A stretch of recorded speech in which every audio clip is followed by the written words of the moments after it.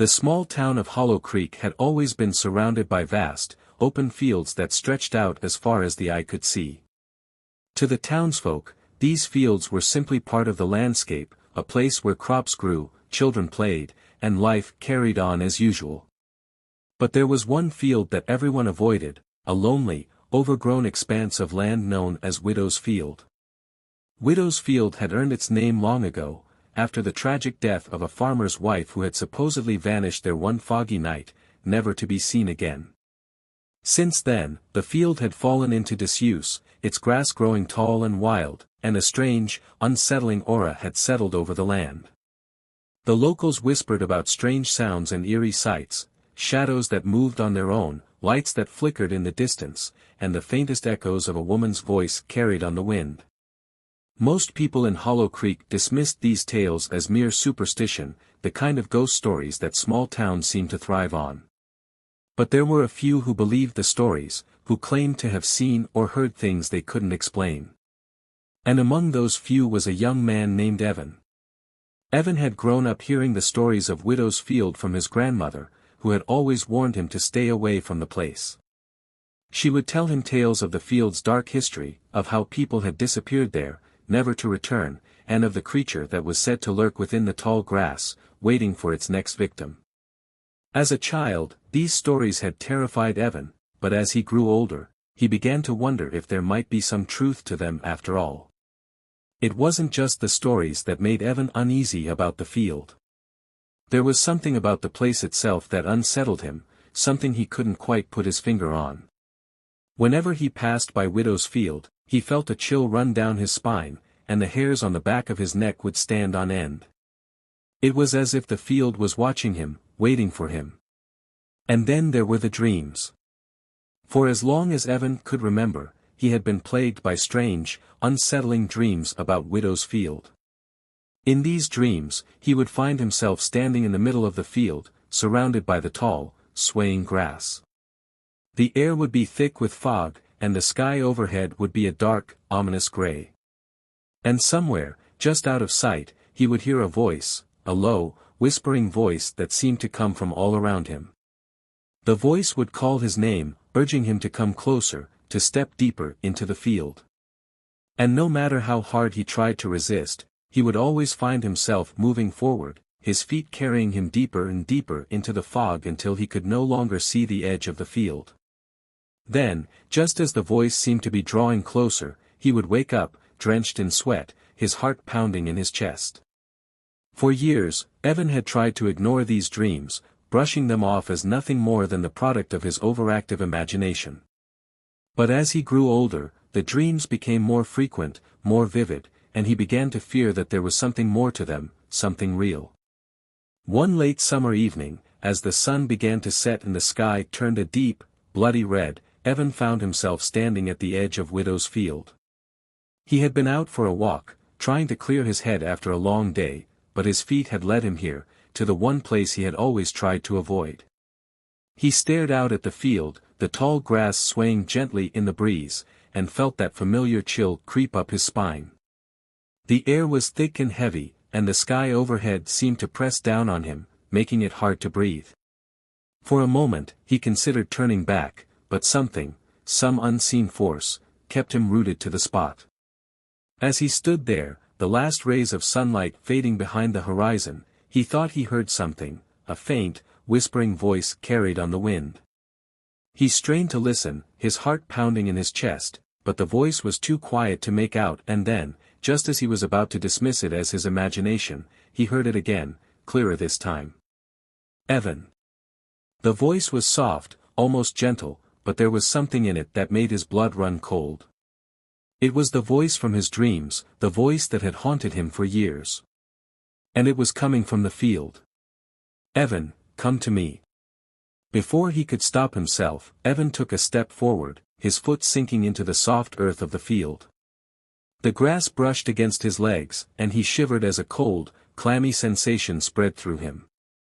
The voice called to him again, and he found himself moving deeper into the field, the tall grass closing in around him like a living thing. As he walked, the world around him seemed to grow darker, the sky turning a deep, inky black. The air grew colder, and the wind picked up, whipping through the grass with a low, mournful wail. But still, he walked on, drawn forward by the voice that echoed in his mind. Evan. I'm waiting. He didn't know how long he had been walking when he finally came to a stop.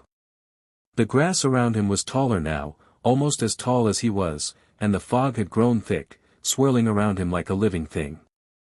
He couldn't see more than a few feet in front of him, but he could feel the presence of something watching him from the shadows. And then, out of the fog, a figure appeared. It was a woman, tall and slender, her long hair flowing around her like a dark cloud. Her skin was pale, almost translucent, and her eyes were black, empty voids that seemed to suck in the light around them. She stared at him, her lips curling into a cold, cruel smile. Evan. She whispered, her voice echoing in his mind. You've finally come. Evan tried to speak, but the words caught in his throat. He wanted to run, to turn and flee back to the safety of the town, but his feet wouldn't move. He was rooted to the spot, trapped by her gaze. The woman stepped closer, her eyes never leaving his. I've been waiting for you, Evan, she whispered. Waiting for so long. She reached out, her hand cold as death as it brushed against his cheek. You belong to me now, she said, her voice soft and sweet. You've always belonged to me. Evan felt a wave of terror wash over him as her words sank in. He tried to pull away, to break free from her grasp, but it was too late. The darkness closed in around him, and the last thing he heard before everything went black was her laughter, cold, cruel, and filled with a terrible hunger. And then, silence. The following morning, the town of Hollow Creek awoke to find that Evan was missing. His mother, worried when he hadn't returned home the night before, had gone out looking for him, only to find his footprints leading into Widow's Field, and disappearing into the tall grass. Panic quickly spread through the town as word of Evan's disappearance got out. The townsfolk, already wary of the field, now spoke of it in hushed tones, their fear growing with each passing hour. Search parties were organized, but no one dared to venture into Widow's Field, not even the bravest among them. The stories of the field's dark history were too deeply ingrained in their minds, the fear too great. Instead, they searched the surrounding woods, the nearby river, and every possible hiding place they could think of. But there was no sign of Evan. It was as if he had simply vanished into thin air. Days turned into weeks, and still, there was no trace of him. His mother, once a strong, vibrant woman, became a shell of her former self, consumed by grief and guilt. She would spend hours at the edge of Widow's Field, staring out at the tall grass, whispering her son's name over and over again. The town, too, was changed. People no longer ventured out after dark, and the once lively streets became eerily quiet as night fell. The fear that had always lingered in the background now hung over the town like a dark cloud, and the stories of Widow's Field grew more sinister with each retelling. Some claimed to have seen strange lights in the field at night, flickering like fireflies in the distance. Others spoke of hearing voices, soft, whispering voices that called to them from the darkness. And then there were those who claimed to have seen the woman, the one who was said to haunt the field, her black eyes watching from the shadows. But no one dared to enter the field, not after what had happened to Evan. The town knew better than to risk the wrath of whatever lurked within the tall grass. They had lost one of their own, and that was enough. Or so they thought. As the weeks passed, Evan's disappearance began to take its toll on the town of Hollow Creek. A palpable sense of dread hung in the air, and even the bravest souls in the town grew more cautious, their nerves frayed by the mystery and fear surrounding Widow's Field. The once vibrant community became a shadow of its former self, its residents gripped by a fear they couldn't shake. Despite the warnings and the eerie stories, one person remained determined to uncover the truth: Evan's older sister, Lily. Unlike the others, Lily refused to believe that her brother was gone for good. She was certain that there was more to his disappearance than the townsfolk were willing to accept. She had grown up hearing the same stories as Evan, but she had never been one to shy away from the unknown. Now, with her brother missing, those tales took on a new urgency. Lily spent every waking hour piecing together what little information she could gather. She spoke with the few townspeople who dared to speak about Widow's Field, probing for details they might have overlooked or forgotten. She combed through the town's archives, searching for any historical accounts that might shed light on the field's dark past. But the more she dug, the more she realized that the truth was shrouded in layers of superstition and fear. One night, after another day of fruitless searching, Lily found herself standing at the edge of Widow's Field. The moon was full, casting an eerie silver light over the landscape, and the wind whispered through the tall grass like a mournful sigh. Despite the overwhelming sense of dread that settled over her, Lily knew she had to do this. She had to find out what had happened to her brother. Taking a deep breath, Lily stepped into the field, the grass brushing against her legs like cold fingers. As she ventured deeper, the world around her seemed to change, the air grew thicker, the night darker, and the silence more oppressive. The familiar landmarks of the town disappeared behind her, swallowed by the dense fog that clung to the ground. Lily's heart pounded in her chest, but she pressed on, determined to find any clue that might lead her to Evan. As she walked, she couldn't shake the feeling that she was being watched, that unseen eyes were tracking her every move. She glanced around, but saw nothing, only the endless stretch of grass and fog. Then, just as she was about to turn back, she heard it, a soft, whispering voice carried on the wind. Lily. She froze, her breath catching in her throat. The voice was faint, almost indistinguishable from the rustling of the grass, but there was no mistaking it. It was the same voice that had haunted her brother's dreams. Lily, come to me. Despite her fear, Lily felt an irresistible pull toward the source of the voice.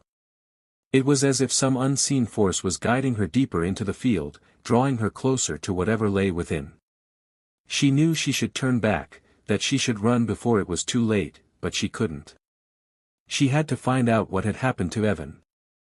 The fog thickened as she moved forward, swirling around her like a living thing. The voice grew louder, more insistent, and Lily could feel her fear growing with each step. But she couldn't stop now. She was too close. And then, through the fog, she saw it, a figure standing in the distance, barely visible through the haze. It was a woman, tall and slender, her long hair flowing around her like a dark cloud. Lily's heart skipped a beat as she recognized the description of the figure from the townspeople's stories. The woman turned to face her, and Lily felt a wave of terror wash over her. The woman's eyes were dark, empty voids that seemed to bore into her soul, and her lips curled into a cold, cruel smile. Lily, you've come, the woman whispered, her voice echoing in Lily's mind. I've been waiting for you.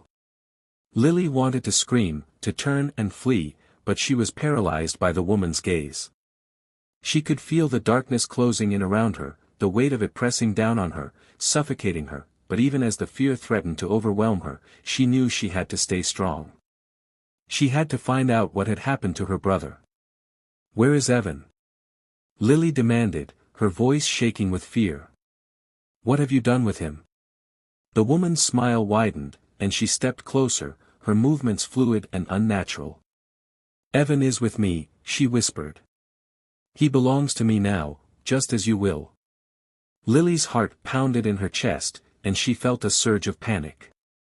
She had to get away, to escape before it was too late. But as she tried to move, she found that she couldn't. The darkness was closing in around her, trapping her in place. The woman reached out, her hand cold as death as it brushed against Lily's cheek. You will be with him soon, she whispered. Forever. And then, before Lily could react, the woman's hand closed around her wrist, and the world around her went black. The next morning, the town of Hollow Creek awoke to the news that Lily was missing. Her mother, frantic with worry, begged the townspeople to search for her, but they were too afraid. After Evan's disappearance, no one was willing to venture into Widow's Field. They had seen too much, lost too much. Days passed, and just like Evan, Lily never returned. The town became even more withdrawn, the fear of Widow's Field now all-consuming. The stories that had once been whispered in dark corners now became the stuff of nightmares, and the townsfolk did their best to forget that the field had ever existed. But there were those who couldn't forget. Evan and Lily's mother, her heart shattered by the loss of her children, became a ghost of her former self. She would spend hours at the edge of Widow's Field, staring out at the tall grass with vacant eyes, whispering their names into the wind. But there was no response, only the endless rustling of the grass, the soft whisper of the wind. Years passed, and Widow's Field remained untouched, its dark reputation growing with each passing season. The town of Hollow Creek slowly faded away, its population dwindling as more and more people left, unable to bear the weight of the fear that hung over them. The few who remained kept to themselves, avoiding the field at all costs, and the stories of what happened there became little more than distant memories. But the field itself remained unchanged, its tall grass swaying in the breeze, its secrets hidden beneath the surface. And on certain nights, when the fog rolled in and the wind whispered through the trees, the people of Hollow Creek would swear they could hear voices, soft, mournful voices calling out from the darkness. Voices that sounded like Evan and Lily. Voices that echoed through the night, a reminder of the terrible fate that awaited those who ventured too close to Widow's Field. And so, the town's final secret remained buried in the fog, lost to time and memory, a haunting reminder of the darkness that lurked just beyond the edge of the light.